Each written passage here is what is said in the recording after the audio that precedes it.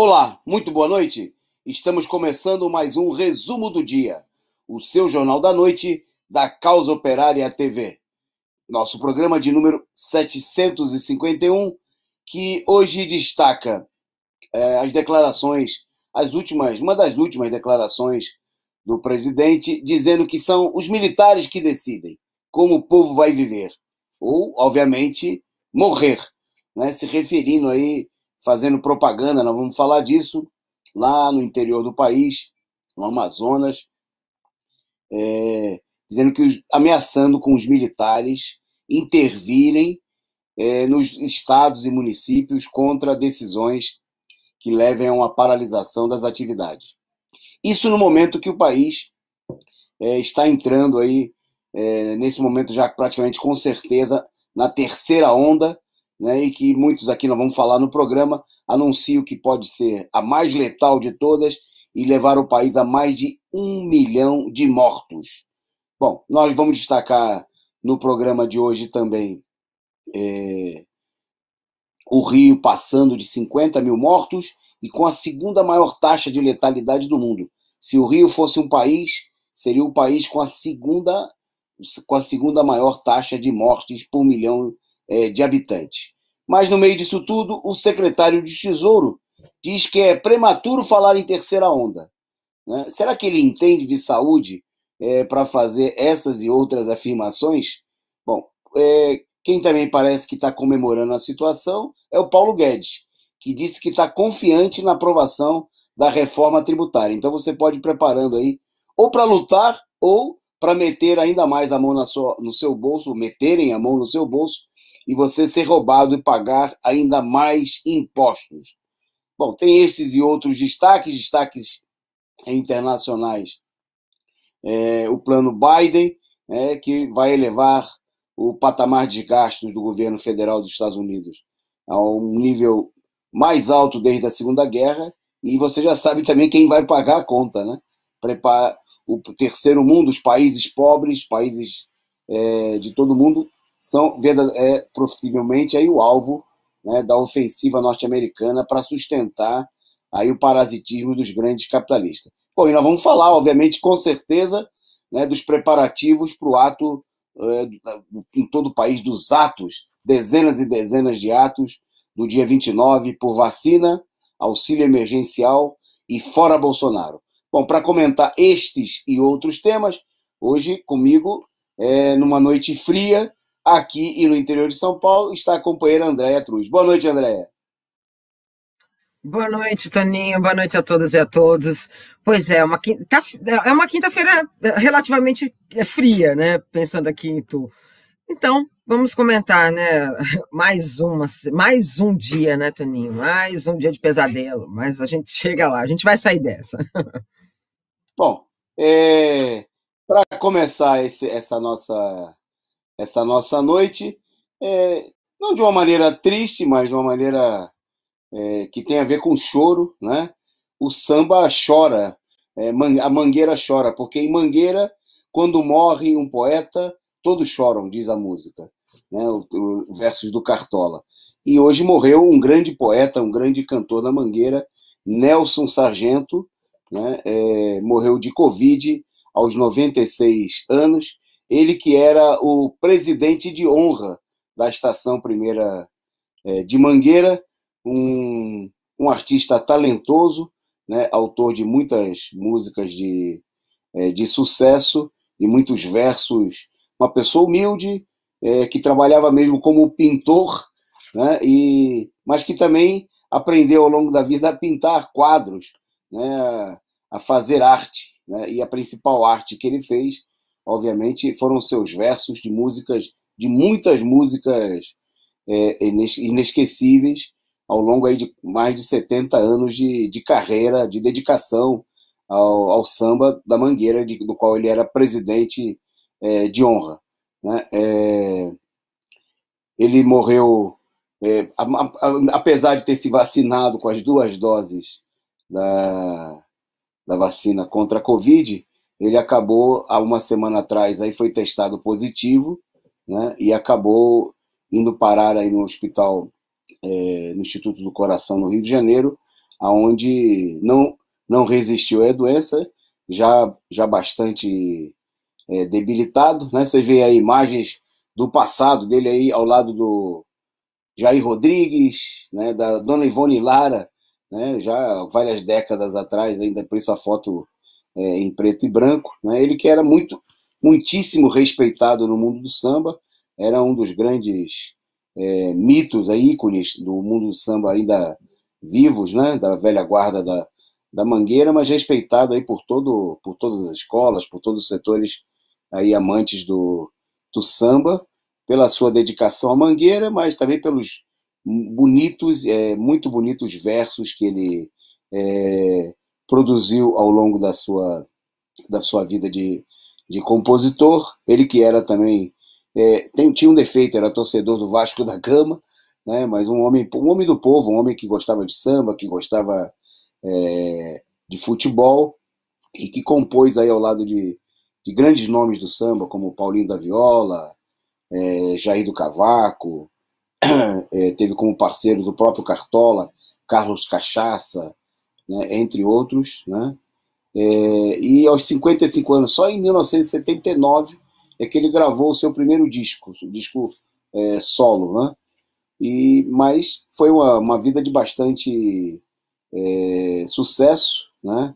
Ele também escreveu livros, né, Prisioneiros do Mundo e Um Certo Geraldo Pereira, né? E chegou a atuar em filmes, né? Filmes todos eles aí ligados aí ao samba, como foi o caso do Orfeu, né, de Cacá Diegues. Bom, e teve até um filme, um documentário que retratava a própria vida dele, Nelson Sargento da Mangueira, né, do Estevão Pantoja, que ganhou lá o prêmio no Festival de Gramado, né, pela melhor trilha sonora, né, com as belas músicas do próprio Sargento, Nelson Sargento. O apelido de Sargento tem a ver com a curta passagem dele pelo Exército, e ainda bem que ele não seguiu carreira, né? Podia ser hoje um velho reformado. Bom, mas sendo negro e pobre é difícil também fazer sucesso e chegar aí ao estrelato, né, nas Forças Armadas. Mas no mundo do samba, né, como morador da Mangueira, como pobre, ele conquistou aí corações e com muita certeza muitas músicas dele vão ficar aí para sempre. Andréia, você falou aí que tinha predileções aí, a gente não pode botar músicas porque a gente tem aqui tem restrições né, criminosos direitos autorais, porque o Nelson Sargento não nos cobraria nada, né, mas aqueles que se apoderam para ganhar dinheiro com a obra dele, né, vão nos levar à punição. Mas você a gente comentava aqui, algum destaque, alguma coisa que te chama a atenção aí dos versos do Sim, Nelson Sargento? Hoje eu procurando, logo depois que eu vi que ele tinha falecido, e aí eu me lembrei de uma composição, tem até, depois vocês encontram no site, tem até contando a história, que é o Samba do Operário, né? E esse samba ele relata que ele fez junto com o pai dele de criação e o Cartola. Então foi ele, o Alfredo Português, que era um refugiado pelo salazarismo aqui no Brasil, que era o pai dele de criação, e Cartola. E eles fizeram essa música, que é o Samba do Operário, num dia 1º de maio. Ele conta que o Cartola estava em casa e eles conversando, né? E eles começaram a papear sobre a situação do operário, da classe operária, e resolveram fazer um samba. E esse samba, basicamente a história o nome é Samba do Operário, né? E fala o seguinte: se o operário soubesse reconhecer o valor que tem seu dia, por certo que valeria 2 vezes mais o seu salário. Mas como não quer reconhecer, é ele escravo sem ser de qualquer usurário. Abafa-se a voz do oprimido com a dor o gemido, não se pode desabafar. Trabalho feito por minha mão, só encontrei exploração em todo lugar. Então ainda tem política, tem consciência, tem história, né, Toninho? Bonitos versos. Esse fica aí como uma homenagem nossa do resumo do dia aí ao grande Nelson Sargento, né, aos amantes do samba. O samba que, né, nos versos do Nelson Sargento, agoniza, mas não morre, né? Porque alguém sempre lhe socorre antes do suspiro derradeiro. Eu que sou um grande amante do samba, né? Da Mangueira, Portela, que é a minha escola do coração, mas como portelense também homenageio aí, né, o nosso programa aqui ao Nelson Sargento, a sua obra. Logicamente que muita gente fala o seguinte, mas ele já, eu vi na direita, em setores mais insensíveis, já era idoso, mas tem tanto vaso ruim que não quebra, né, e velho, né? Tem tanto Sarney por aí, tanta múmia, né, sobrevivendo e fazendo mal ao povo, né? Então, de maneira nenhuma, a gente...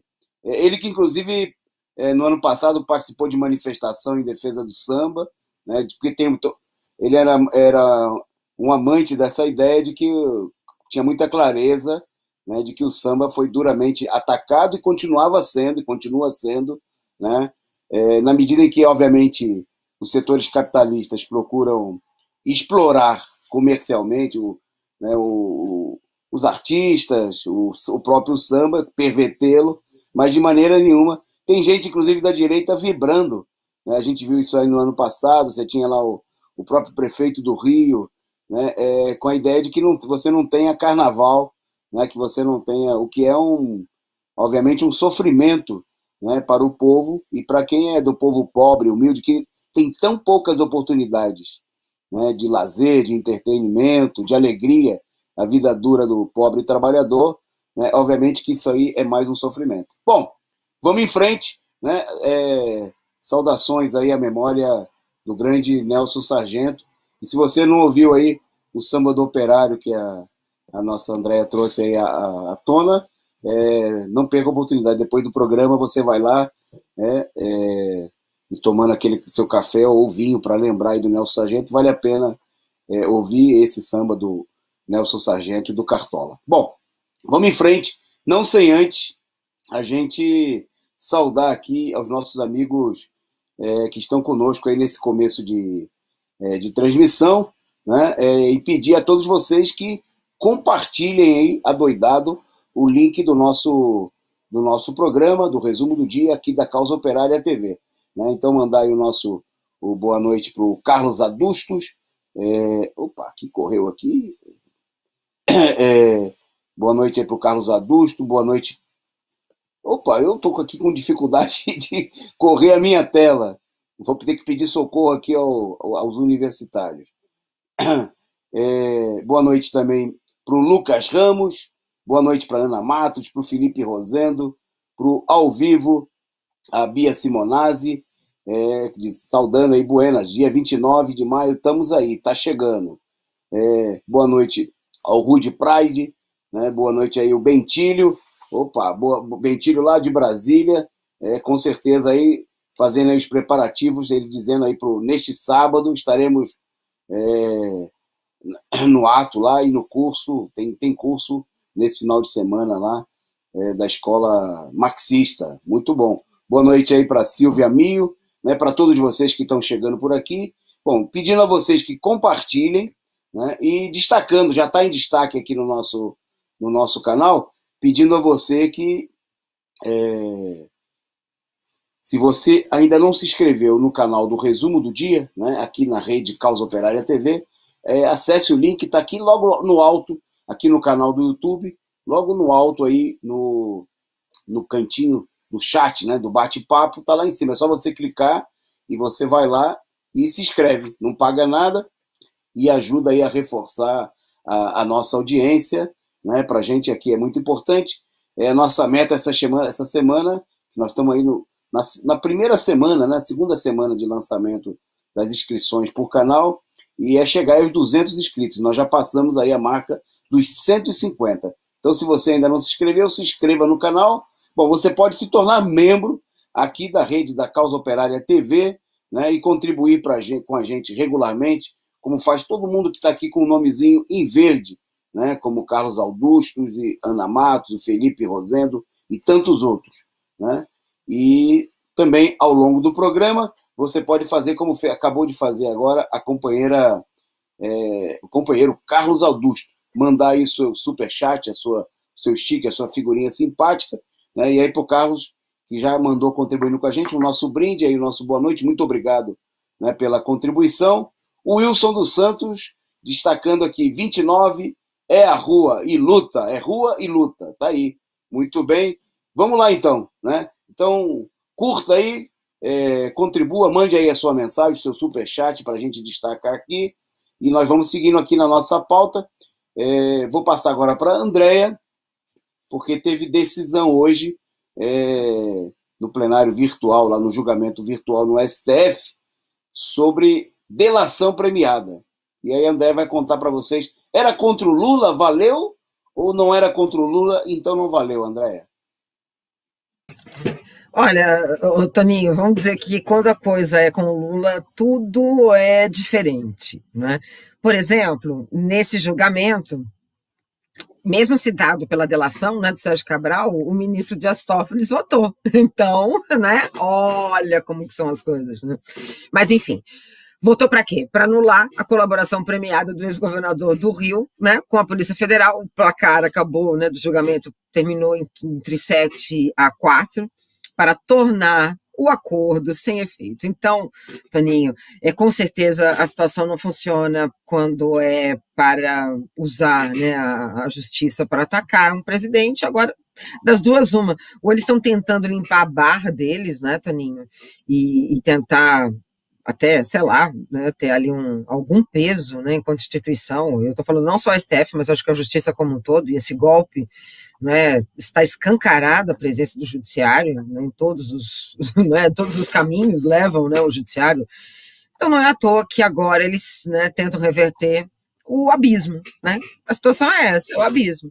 Eles percebem que agora eles mesmos são citados, né, nos processos, que eles podem vir a sofrer algum tipo de, né, perseguição, e aí, efetivamente, as delações passam a ser questionadas, né, todo um processo passa a ser julgado com um olhar mais crítico, né, mais profundo, né, uma análise mais ponderada, né, coisa que não fizeram com Lula, efetivamente. Então, embora nessa decisão que tem homologado, né, a colaboração do ministro, ele foi revisitado, porque eles viram que as acusações atingiram, né, o caro colega, né, enfim.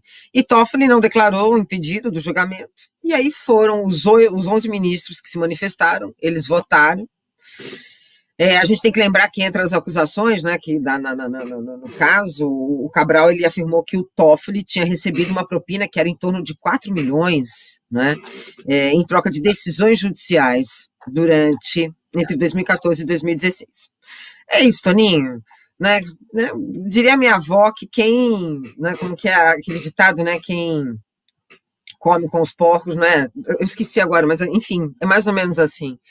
Né? Eles estão fazendo isso, né? Eles abusaram, se lambuzaram, agora tem que tentar limpar, pelo menos aquele aventalzinho, né? Aquela capa, né, que eles usam, que está bem suja a barra deles, né? E é o momento. Liberaram Lula, né? Agora começam ali a verificar, né, que a Lava Jato cometeu excessos, né? Que novidade, né, Toninho? Puxa vida, eu nem percebi que tinha cometido excesso com Lula, não é? Então é isso. É isso aí, André. É o judiciário mais sujo do que pau de galinheiro, como se dizia antigamente, tentando limpar aí a própria barra. Bom, por falar em limpar a barra, quem hoje está agindo aí para limpar a própria barra, né, é o general Eduardo Pazuello, ex-ministro da Saúde, que hoje teria encaminhado aí ao comando do Exército um documento explicando, supostamente, né, a sua participação ao lado do ex-presidente, ou do ex-presidente, não, isso aí é vontade, né, que seja assim o quanto antes, do presidente ilegítimo Jair Bolsonaro no último domingo, né, em ato golpista realizado no Rio de Janeiro. Bom, no documento encaminhado pelo general Pazuello, ele nega que teria cometido uma transgressão disciplinar ao participar de ato político lá na capital carioca, né? Ele diz que agiu de acordo com a honra pessoal, né? E diz ainda que ele que ele estava no ato acompanhado do chefe supremo das Forças Armadas, ou seja, do próprio Bolsonaro, né? Quer dizer, numa resposta que é insinuosa a dizer o seguinte, que o comandante estava lá, né? E que, obviamente, ninguém vai propor que o comandante seja punido. Então, porque ele, né, como subordinado ao comandante, participando do ato, né, teria que ser punido. Tem aí uma conversa, né, que por enquanto é conversa, de que ele poderia ser transferido aí para a reserva, coisa que já estava para acontecer há algum tempo. A punição seria ganhar, como a gente falou aqui, um pijama dourado, né, para ir para casa, ou não, né, continuar aí as suas atividades militares depois de ter participado de um ato golpista. Agora, depois de tanto ato golpista no país, né, e depois da participação explícita, ou mais que explícita, dos militares no golpe, em toda a bandalheira, né, a tentativa de alguns setores de dizer que é preciso punir o Pazuello para não dar uma má impressão é, na realidade, uma tentativa de encobrir que a putaria, né, das Forças Armadas, isso que o Pazuello fez no domingo é fichinha, né? Força Armada que teve comandante do Exército que ameaçou o Supremo, Forças Armadas que participaram diretamente da derrubada da presidenta Dilma Rousseff, Forças Armadas que tiveram metido até o pescoço na prisão, agora reconhecidamente ilegal, né, do ex-presidente Lula. Quer dizer, e participar de um ato no Rio de Janeiro, que descumpre aí notoriamente o regimento militar pela associação política do general, é quase como roubar galinha, né, se comparado aí com um ladrão de banco. Não chega, é quase um ato de escoteiro, né, um ato de bondade, né? Se os militares já fizeram aí ao longo dos últimos anos coisas muitas vezes pior. Na realidade, uma preocupação muito grande dos setores que advogam aí algum tipo de punição, nem que seja uma repreensão, uma advertência ao Pazuello, é que tem medo que a atitude dele abra precedente, né, como declarou, por exemplo, o próprio vice-presidente da República, o general Mourão, de que essa atitude poderia ser copiada por outros militares, que você poderia ter aí políticos, militares de patente, inclusive, mais baixa, né, alegando o exemplo do Mourão, por exemplo, para participar de um ato do Lula, porque se pode participar do Bolsonaro, né, por que não participar de um ato da esquerda? E, obviamente, que isso aí é que eles querem evitar, né? Segue ainda a situação indefinida, né, mas parece, ao que tudo indica, aí vem aí a operação tapiação, né, onde nada vai ser feito, ou se tiver algum tipo de advertência ou coisas, tende a ser alguma coisa branda, obviamente, porque os militares estão comprometidos com o regime golpista e com o próprio governo fascista do Bolsonaro até a medula, né? Tem aí a maioria de ministros, tem o presidente, o vice-presidente da República e mais de 13 mil cargos no governo, né? Quer dizer, um governo militar, punir o militar é coisa bem difícil que isso aí aconteça, né? E também sem maior importância, que é bom estar reforço, né? Como não tem a importância que alguns setores da própria esquerda e da oposição procuram apresentar, né? Porque significaria apenas limpar a barra, dar uma aparência de, digamos assim, normalidade, né, uma instituição que está enlameada até o pescoço, né, com o descumprimento das normas, já não só com o regimento militar, mas com a própria Constituição. Bom, vamos falar um pouquinho, entremeando aqui com outros assuntos, sobre a situação da Covid. Eu vou passar para o André para comentar aí a situação muito grave do Rio de Janeiro. O Rio superou aí uma marca muito grande, né, mas continua em segundo lugar, porque pior ainda é a situação de São Paulo. Com você, André. Pois é, Toninho, eu só vou fazer um comentário com relação aos militares, né? A gente vai pagar, é uma conta que a gente pagou, né, em 2018, de certa forma, eles entrarem no poder vias democráticas, né, por vias democráticas, o quanto a lei da anistia, né, Toninho, foi um problema a gente não ter ali atrás, né, pensado, né, em efetivamente ter uma visão mais profunda, né, uma análise mais profunda do que estava acontecendo lá no finalzinho dos anos 70.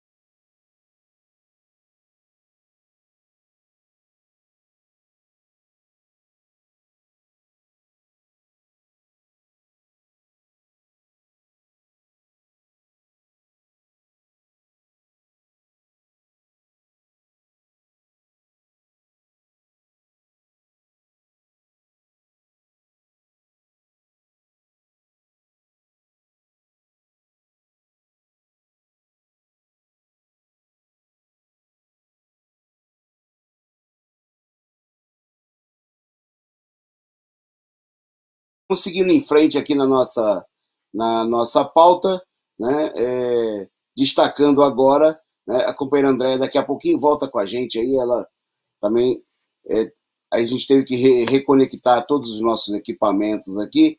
Bom, o Rio de Janeiro passou hoje de 50 mil mortes e tem a segunda maior taxa de letalidade no mundo, né? É o segundo estado a superar essa marca, né? À frente da situação desse ranking macabro está o estado de São Paulo, né, que está completando 110 mil mortos, né, mas que tem a população aí muito superior ao Rio de Janeiro, e o Rio tem aí a maior taxa de letalidade, uma das maiores taxas de letalidade no mundo. Vocês têm aí a imagem? Tem o quadro aí, vocês mostra aí a evolução da situação da pandemia no Rio de Janeiro, né, que para completar os primeiros 10 mil mortos, né, foi do começo do ano passado, quando foi detectado o primeiro caso, até junho, né, 6 meses, né, os primeiros 10 mil mortos.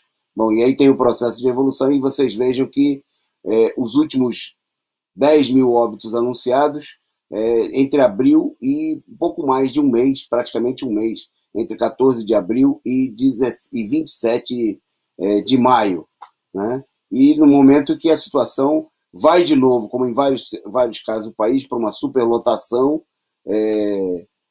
dos hospitais em todo o estado do Rio de Janeiro, como em vários outros lugares do país que estão chegando próximo novamente à marca de 100% de leitos de UTI ocupados.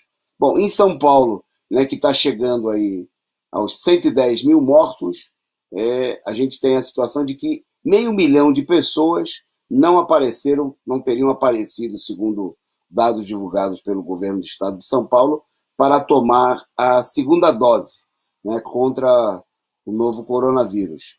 O total de faltosos já bateu aí a casa dos 500 mil. Né? E a situação, a vacinação está aguardando aí para retomada, né, diante da paralisia em várias capitais, né, e o anúncio aí de que chegou aí mais matéria-prima para a produção de vacina, mas os processos vêm se alongando aí em todo o país. Bom, vou seguir na pauta aqui, né, para a gente, agradecendo a vocês que aguardaram aí o problema da queda de energia aqui na região dos nossos estúdios, destacando agora que o secretário do Tesouro diz que é prematuro falar em terceira onda. Né? A declaração foi feita hoje, né, pelo Jefferson Bittencourt. Né? E, segundo ele, existe um rol de possibilidades de que pode ser caracterizado como essa terceira onda. E há também um rol de possibilidades de como enfrentá-las. Né? O Jefferson aí parece que é bom de conversa. Né? Ele não é especialista em nada da saúde, né? É o secretário do Tesouro, aí, um dos cargos mais altos aí do Ministério da Economia, mas mostra aí a tentativa de conjunto do governo Bolsonaro e da direita de ludibriar a população. Né? Ele disse o seguinte: toda a preocupação, você vai entender, a preocupação do Jefferson não é apresentar aí uma explicação que tem a ver com o problema de saúde, mas obviamente é o problema econômico. Né? Segundo ele, no desenho da terceira onda, teríamos que ter auxílio emergencial, olha só, se não cessar a renda das pessoas e o problema for aumentar com os gastos de saúde. E aí ele disse que seria que fazer créditos extraordinários. Né? Então a preocupação, é claro, é econômica, é não reconhecer que há uma terceira onda em andamento para poder evitar que o governo tenha novos gastos. Bom, aí a Andréia já está conosco, né, depois dessa queda. A energia caiu, a energia elétrica. Isso aí é antes da privatização. É só para anunciar que o governo está preparando a privatização da Telebrás. Já está ruim assim, imagina com a privatização. Mas aí eu vou passar para a Andréia, porque o secretário disse que não tem terceira onda, né? O secretário do Tesouro. Né? Mas, no entanto, os dados do Brasil de hoje da Covid e a opinião de especialista como ex-presidente da Anvisa é outra, né, Andréia? Pois é, Toninho, voltamos. Isso porque não privatizou ainda, né? Mas a gente sabe que o negócio, a tendência é ficar um serviço absurdamente pior. Bom, o que aconteceu foi o seguinte, Toninho: o Brasil tem quase 457 mil mortes oficiais, e segundo Vecina Neto, que é o ex-presidente da Anvisa, nós temos grande chance de chegar a 1 milhão de mortos. E aí, o Gonzalo Vecina, né, que é o ex-presidente da Anvisa, ele comentou inclusive foi sobre o depoimento do Dimas Covas, né? E ali ele afirma que as declarações mostram, né, que, de certa maneira, o Brasil poderia ter começado um processo, né, ter concluído a vacinação contra o Covid em 19 de maio, Toninho. Imagina, segundo ele, o Brasil, né, tem agido de uma maneira, né, enfim, não colocou irresponsável, mas eu não vejo como não falar em responsabilidade, mas uma maneira de risco, né, ao se tratar do Plano Nacional de Vacinação.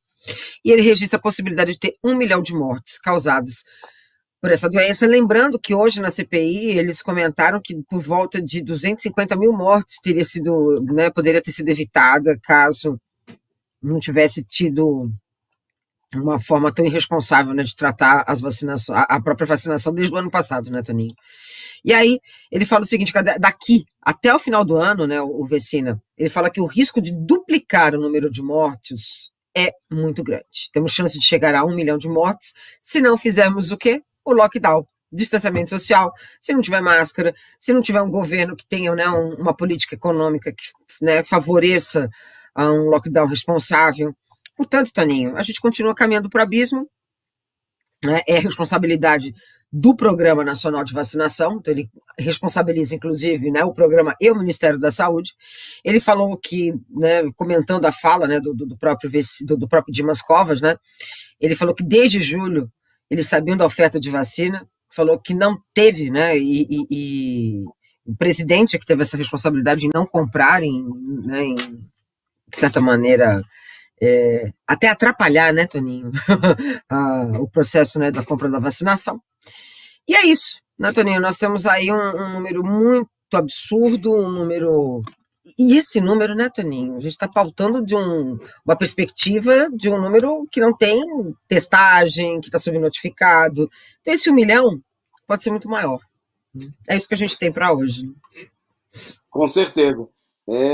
Bom, agradecendo mais uma vez o pessoal que participa conosco, que faz o programa junto com a gente, que espera, sofre com a queda de energia e que ainda contribui, né? Porque sabe que dá importância de manter essa imprensa combativa e revolucionária, como a companheira Carla Silva, que mandou aqui o seu superchat, né? Mandou para a gente aí um café para aquecer esse frio, né, que está fazendo aqui em todo o país nesse momento. O frio, inclusive, que é um dos fatores que preocupam, né, que a chegada do inverno cria condições ainda mais degradantes e com maiores facilidades para a propagação do vírus e de sofrimento para muita gente, né, que não tem aí condições de se manter frente a essa situação. Bom, em meio a todo esse agravamento da crise, 2 destaques do Bolsonaro de hoje. Primeiro, destaque a nossa manchete hoje, que ele, em visita ao Amazonas, ele discursou para um grupo de militares, né? E além de declarar que o país está longe da normalidade, o que, num certo sentido, é verdade, né? E a melhor prova disso é que ele é o presidente da República do país, né? E jamais você poderia dizer que está numa situação normal, né, com ele e o bando de gorilas que acompanham ele na administração do governo. Mas, além disso, o presidente, no seu discurso, voltou a falar em tom de ameaça, né, dizendo aos militares que são eles que decidem, né, e que como é que aqui o povo vai viver. Veja que afirmação. E ele procurou dizer o seguinte, dizer que a ação dos militares, logicamente ele falou em fazer ação dentro da lei, mas a gente sabe, a lei ora lei, né? E a interpretação da lei aí é variada, né? E ele diz o seguinte, mais do que obrigação, eu tenho certeza que vocês, se referindo aos militares, agirão dentro das 4 linhas da Constituição. Eu nem sabia que a Constituição tinha 4 linhas, né? Para mim, 4 linhas que tinha era o gramado, né? O campo de futebol tem 4 linhas. A Constituição parece que tem bem mais linhas, né? São centenas ou milhares de linhas nos seus artigos. Não sei qual seria a referência, é meio estranha, mas, segundo Bolsonaro, as 4 linhas da Constituição, e, se necessário, a gente parta para a normalidade, né? Que espero que não seja necessário e a gente parta para a normalidade, né? E na fala totalmente, sempre, como sempre, subtendida, enrolada do Bolsonaro, né? Ele ainda chegou a dizer que comparou, disse aí que o pior foi o que aconteceu no país nos últimos 20 anos antes dele. Agora está tudo normal, né? Nós estamos só a caminho de morrer 1 milhão de pessoas. Bom, agora à noite também o Bolsonaro fez a sua live de quinta-feira, né, onde procurou aí atacar a CPI, né? E mais uma vez aí agiu de maneira preconceituosa, se referindo à CPI, particularmente ao vice-presidente da CPI, a quem chamou de saltitante, né? Dizendo que o senador saltitante do Amapá, se referindo, obviamente, ao senador da Rede, agora me fugiu o nome, me ajudem aí, de maneira totalmente preconceituosa, né? Dizendo que o senador queria... Isso, Randolph, exatamente. Dizendo que o Randolph, né, sem citar o nome do senador, mas se referindo ao senador do Amapá, saltitante, que queria convocá-lo a depor. Isso no meio da crise, obviamente, a CPI é a encenação de um lado e a encenação do outro. Né? A CPI finge que vai chegar a algum resultado, houve muito discurso de coisas que a gente já sabe, né? De que está mais do que provado, mas atitude nenhuma. Os mesmos partidos que comandam a CPI são aqueles que antes e agora permanecem sentados em mais de 100 pedidos de impeachment do Bolsonaro, que não andam nem que a vaca tussa, né? Então são os partidos que têm aí uma forte presença no Congresso Nacional e que se mobilizam para fazer discurso e fazer campanha eleitoral, mas que até agora, medida que é bom, nada, é só conversa fiada, campanha eleitoral, né? Preparando aí um terreno de tentar controlar o Bolsonaro numa situação em que o país está totalmente fora de controle. Bom, e um outro dado sobre esse problema, né, nós vamos ver agora, né, porque o desemprego bateu aí a casa dos 15% e a taxa de subutilização também chegou pertinho dos 30%. André vai falar com vocês sobre esse tema. Olha, Toninho, eu acho que essa taxa, e ainda ela pode estar com um número complicado, né? Pode até ser revisado, porque no ano passado, eu estava assistindo um tempo atrás o professor Ricardo Antunes, que é um professor sociólogo do trabalho, e ele falou que no ano passado, no início do ano passado, 40% das pessoas que trabalhavam de forma informal, de maneira informal. Então, imagina desses 40%, se você tiver que levar em consideração essa subutilização do trabalho, né, a tendência é ter um aumento. Então, o desemprego bateu um recorde de 14,7%, portanto, 15%, e a subutilização ficou em torno de 29,7%, né, de acordo com o PNAD. Essa taxa de desocupação, ela é do primeiro trimestre, né, do trimestre móvel de janeiro a março, né, de 2021, uma série histórica, né, registrada, iniciada em 2012, com uma alta de 0,8 percentuais, na verdade, desculpa o português, frente ao trimestre de outubro a dezembro de 2020. Toninho, é triste, porque uma população desocupada, em torno de 14,8 milhões de pessoas, que também, mais uma vez, é uma série histórica, crescendo 6,3%, portanto, mais de 880 mil pessoas desocupadas, né? No ano passado, entre outubro a dezembro, para você ter uma ideia, o número era, hoje está 14,8, era 13,9, né? E subdividindo, né, 15,2 milhões, mais de, olha, Toninho, dá em torno de, com relação ao ano anterior, uma diferença de 12,9 milhões em relação a uma alta de quase 15,2%. A população, então, Toninho, ocupada está em torno de 85,7 milhões, né? Essa ocupação era interessante porque a gente não sabe, né? Eu fiquei numa dúvida, porque não tem uma noção de que se essa população ocupada ela é registrada ou se ela é empreendedora, né? Porque, olha só, depois você tem dados que falam que há um aumento do número de empregados em carteira assinada, mas você não tem uma relação exata, né, com a porcentagem desses que eles falam que voltaram ao trabalho. O nível de ocupação, então, o Toninho, continua caindo, né? Caiu 48,4%, né? No último trimestre do ano passado foi em torno de 48,9%, né? A taxa de subutilização está em 30%, né? 29,77%, desculpa, 29,7%, podendo ser um número muito maior, pelo que eu acabei de falar com você, né? Em termos de uma ocupação por não carteira assinada de quase 40% da população. E a população desalentada, Toninho, 6 milhões de pessoas, que é o recorde da série histórica, ficando estável frente ao móvel anterior, que ficou em torno de 25,1%. Né? Olha, Toninho, é uma tristeza, né? É uma tristeza. É uma grande tristeza, porque a gente tem uma taxa muito grande de informalidade, 39,6%, como eu tinha falado. Né? Essa informalidade traz mais ou menos 34 milhões de pessoas informal, né? Portanto, pode estar recebendo, pode não estar recebendo, né? Pode ser um informal, mas pode ser um pejotizado, né, Toninho? Enfim, é uma tristeza, né? Isso aqui, esses números, Toninho, é o resultado do golpe, né? Isso aí é o resultado para que foi feito o golpe. Lá em Temer, né, a gente já viu o ataque que foi, né, aos direitos do trabalhador, né, sendo cotidianamente retirados. E aí o resultado está aí hoje, né? Uma tristeza. E revolta É também, isso né? aí, André.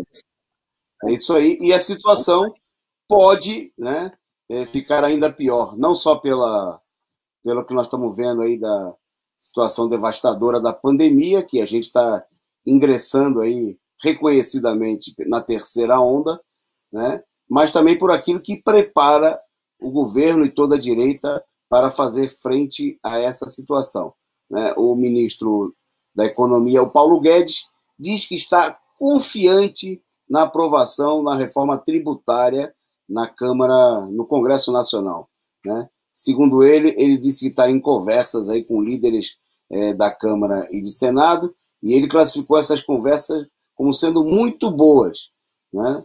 E ele disse que, palavras do Paulo Guedes, há uma boa perspectiva de fazermos uma reforma interessante e relativamente rápida, ou seja, ainda este ano. É bom lembrar que essa política de reforma tributária é a política internacional, né, de todo o regime capitalista, principalmente para as economias mais pobres, mais débeis, como é o caso do Brasil, né? Essa mesma política foi tentar implementar na Colômbia, né? O que significa, vamos entender quando eles falam em reforma, né? Quando foi a reforma da Previdência, foi fazer a gente trabalhar mais para aposentar mais tarde, pagando mais para a Previdência. Quer dizer, se trata de esfolar a população, expropriar quem não tem para garantir mais ganhos para quem já tem muito, né? Como no caso da previdência privada, dos bancos. No caso da reforma tributária, né, a política da direita é expropriar ainda mais a população para garantir a transferência de recursos para os bancos, para os grandes capitalistas, quem sabe para pagar aí o aumento, né, de mais de 30, quase 40% dos salários do presidente da República, dos generais, dos ministros, né? É a política de esfolar o povo para garantir aí os sanguessugas, os parasitas, né, do Estado aí que vivem às custas dos impostos pagos pela classe trabalhadora. Então, duas possibilidades. Ou você se prepara para ser ainda mais esfolado, ou vamos à luta, né? Como nós vamos falar daqui a pouco, no próximo sábado, né, para enfrentar e derrotar a reforma tributária, né, e todas as reformas criminosas do governo Bolsonaro e de toda a direita. A gente vai um pouquinho a mais além do tempo, porque a gente teve uma interrupção longa, né, mas a gente já está indo para a reta final. Vou pedir para a Andréia justamente comentar brevemente aí o circo da CPI, que o pessoal no nosso chat aqui já teve gente postando aí CPI da pizza, né? O pessoal já até botando figurinha de pizza no chat. E hoje teve mais um depoimento que foi aí do dirigente, né, do diretor do Instituto Butantan, o Dimas Covas. E teve aí alguma grande novidade, Andréia?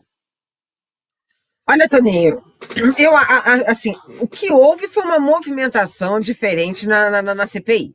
Né? O que você tem ali é a primeira vez em que os bolsonaristas ficaram numa situação complicada. Né? Pela primeira vez o governo ficou instável, porque até então a gente sabe que quem até agora, né, quem está indo depor, basicamente estava conversando com o eleitorado do Bolsonaro. Né? Eu acho que essa grande crítica que eu tenho a fazer. E, por outro lado, né, cada vez que terça, quarta e quinta vem a CPI, a gente tem perdido um direito no Congresso. Então, isso é uma coisa para a gente ficar muito atento. No entanto, hoje, ele traz ali informações que colocam o que a gente sabe, sim, que era óbvio, né, que o Bolsonaro fez de tudo para que não ocorresse se não tivesse vacina. Só que ele, né, traz números, ele coloca, ele traz informações com documentos com relação a Butantan. Então, é a primeira vez que é uma fragilidade por parte, né, dos bolsonaristas em lidar com um discurso que não é uma narrativa feita para o bolsonarismo, né? Porque quem estava ali, os parlamentares que defendem ali o bolsonarismo têm conversado com esse eleitorado. E aí é um momento que você pôde ali, né, deixar o Bolsonaro irritado, né, nesse caso ali, já ficou mais, né, mais irritado. Agora, a gente tem que pensar, né, em termos do o que é o resultado dessa CPI, né, Toninho? Porque uma das figuras que é, né, um dos grandes, né, interlocutores, não o grande senador, um interlocutor aí que defende, né, a CPI, enfim. Agora esqueci o nome dele, acho que é o senador Alessandro Silva, se eu não me engano. Ele não que, né, é contra o Bolsonaro, mas vota a favor do governo no Congresso, né? Então, né, é essa a grande questão. Mas, efetivamente, eu acho que foi a primeira conversa que traz uma situação de aperto, né, por parte do governo. Mas é só. Ok. Agradecer aí o Marlon Silva pelo superchat enviado aqui no nosso canal. Muito obrigado a você e a todos que ajudam aí a sustentar esse empreendimento importante, né, dos trabalhadores da esquerda, que é a Causa Operária TV. E vamos avançar aqui na nossa pauta. Vou dar uma rapidinha internacional e depois a Andréia também conta uma importante aqui da América Latina. Bom, o meu destaque internacional é... Bom, os Estados Unidos anunciaram aí um plano de 6 trilhões de dólares, né, de elevação, que vai elevar aí o gasto federal dos Estados Unidos a um patamar, né, que nunca alcançado, nunca antes visto, né, desde a Segunda Guerra Mundial, né? Os gastos públicos pode levar aí a um déficit acima de 1 trilhão e 300 bilhões, isso ao longo da próxima década, quer dizer, um aumento do déficit, né? Quer dizer, um déficit gigantesco numa situação já de crise. Bom, o primeiro dado rápido e importante é que isso aí é uma situação que mostra muito claramente o caráter cada vez mais parasitário do capitalismo, né, que nessa etapa de crise acabou-se já há muito tempo, né, mas aqui é mais claro ainda, a tal livre iniciativa. O que tem agora é uma dependência cada vez maior do Estado, né, o Estado não para socorrer a população, mas para atender às demandas dos grandes monopólios, salvar os bancos da falência, né, injetar dinheiro nas empresas capitalistas, e para isso justamente é que precisa, né, de reformas administrativas, como essa que o Paulo Guedes está fazendo, e estão operando aí em todo o mundo, né, para garantir a transferência de mais recursos, né, para os grandes monopólios. Também por isso precisa-se aí das privatizações, né, que é parte dessa política de entrega, não só aqui no Brasil, mas em todo o mundo. Então, prepare-se para lutar ou pagar a conta, né, porque quando os Estados Unidos apertam o cinto lá, quem sente aqui a barriga apertada somos nós, né? Nós e todos os povos dos países atrasados, né, que somos aí altamente surrupiados, expropriados por essa política imperialista. Bom, com a Andréia, a internacional dela, que é aqui da América Latina. Vai lá, Andréia. Pois é, Tony. Bom, primeiro que é interessante, uma notícia importante, inclusive, muito importante, né? Maduro condiciona um diálogo com a oposição, né, desde que sejam suspensas todas as sanções contra a Venezuela. Toninho, o problema é quem é a oposição, né? A oposição na Venezuela ainda continua sendo Guaidó, imagina. Então, acho que o Maduro está mais do que certo do que fazer esse tipo de imposição. Ele enumerou, na verdade, não foi na Rede Nacional de Televisão, na noite de ontem, condições para iniciar um processo, então, de diálogo com a oposição, que é apresentada, inclusive que foi apresentada no dia 11 de maio, pelo dirigente Juan Guaidó, né, o presidente que foi sem nunca ter sido, né? Pois é. E ali ele pede suspensão imediata a todas as medidas, né, coercitivas unilaterais, pede o reconhecimento, né, pleno da Assembleia Nacional dos Poderes do país e a devolução das contas bancárias, né, da empresa estatal da PDVSA, né, que é o petróleo de Venezuela, e do Banco Central da Venezuela. Toninho, o que ele está pedindo é muito justo, né? É muito justo. Esse embargo é, né?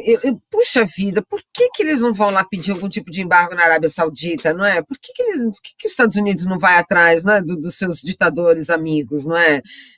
Ou então dos seus democratas, né, como eles gostam também de falar, enfim. Então, sabe, dizer que a Venezuela é uma ditadura e que tem que acabar com a ditadura, tem que acabar com o socialismo, sabendo que o interesse é o petróleo, já deu, né? Já deu, não dá, enfim. O presidente venezuelano, então, mostrou que vai aceitar essa mediação, uma mediação da Noruega, né?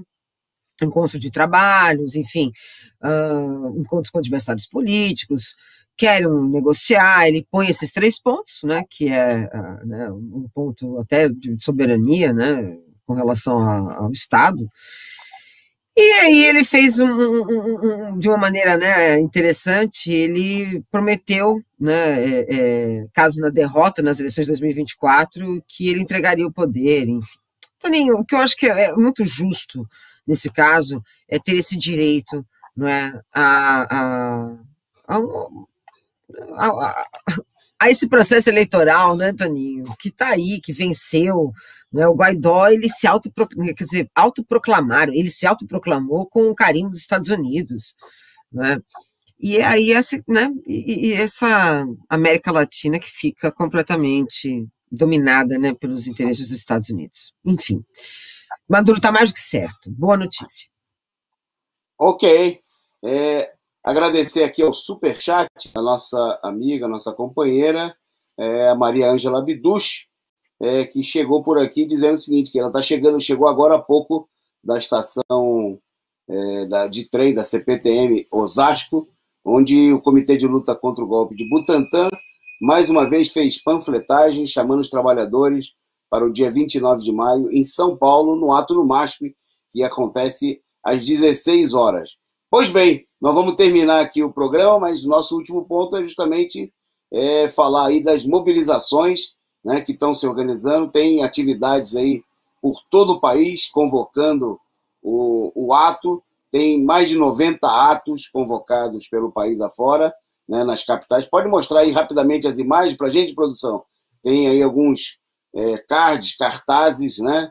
O ato em São Paulo, aí na Paulista, às 16 horas, né, lá no MASP. Então, chamando você aí a vir se juntar aí ao Bloco Vermelho no ato para levantar a luta por vacina, auxílio emergencial e fora Bolsonaro. Bom, vai ter ato aí no país inteiro, né? Tem ato em Salvador às 10 horas no Campo Grande, ato também no Rio de Janeiro nesse mesmo horário. No Rio de Janeiro, o pessoal vai se juntar ali na Central do Brasil e lá em Brasília, o pessoal se junta a partir das 8h30 da manhã. Né? No Rio de Janeiro, vocês estão vendo aí, na Candelária, o pessoal vai para a Central do Brasil e o pessoal tendo aí a JR, né, a Juventude, chamando a levar a reivindicação contra a destruição das universidades. Em Brasília, o pessoal se junta na Praça Zumbi dos Palmares, né, e depois vai para a Biblioteca Nacional, né, o Bloco Vermelho, aí, o bloco da JR, dos comitês de luta, né, do coletivo negro João Cândido. Em todo o país tem a presença aí das organizações de luta dos trabalhadores da cidade do campo, da Central de Movimentos Populares, dos partidos de esquerda e até mesmo, em vários estados, aí, das torcidas de futebol, né, vão estar voltando aí às ruas para realizar esse protesto importante que pode impulsionar, né, uma onda de mobilização contra a terceira onda genocida, levantar a onda dos trabalhadores, né, para derrubar aí os inimigos do povo. Bom, para terminar, primeiro vamos aí a Andréia se despedir e mandar aí a sua saudação para o pessoal, e depois a gente termina com um vídeo aí nosso convocando o ato de sábado. Com você, Andréia, muito obrigado aí a você e a nossa audiência que suportaram aí o apagão e a gente voltou para terminar o programa junto. Né? É isso aí. Toninho, beleza. Eu que agradeço. Até semana que vem, então até quinta-feira, em mais um dia 20 minutos. Em 20 minutos, olha eu, resumo do dia. Eu já estou trocando de programa, Toninho. Olha a situação da Tá pessoa. beleza. Gente, até no resumo do dia, semana que vem. Aí sim, essa semana que vem eu vou estar aí. Toninho, obrigado, viu? Beleza. Até semana que Um abração. vem. Beijo. Valeu, gente. Boa noite.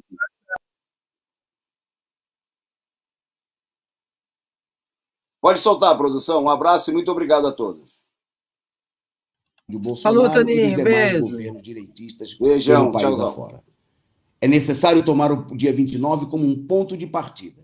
Por isso, o chamado, né, a convocação que é feita pelos comitês, pela Frente Brasil Popular, pelos sindicatos, pela Central de Movimentos Populares, por todos os setores que se colocam nesse momento no terreno da mobilização, do chamado a sair às ruas no próximo dia 29, deve ser ecoado, deve ser ampliado, né, no sentido de realizar não só uma grande mobilização no próximo dia 29, né, como no ato que vai se realizar aqui na Paulista, levar para as ruas as reivindicações dos trabalhadores, como a luta contra a privatização dos Correios e das demais estatais, colocar em movimento, né, o conjunto das aspirações populares, dos trabalhadores da educação contra a volta às aulas, dos movimentos de moradia contra os despejos, né, e por uma política que atenda às suas reivindicações, dos trabalhadores do campo, dos sem terra,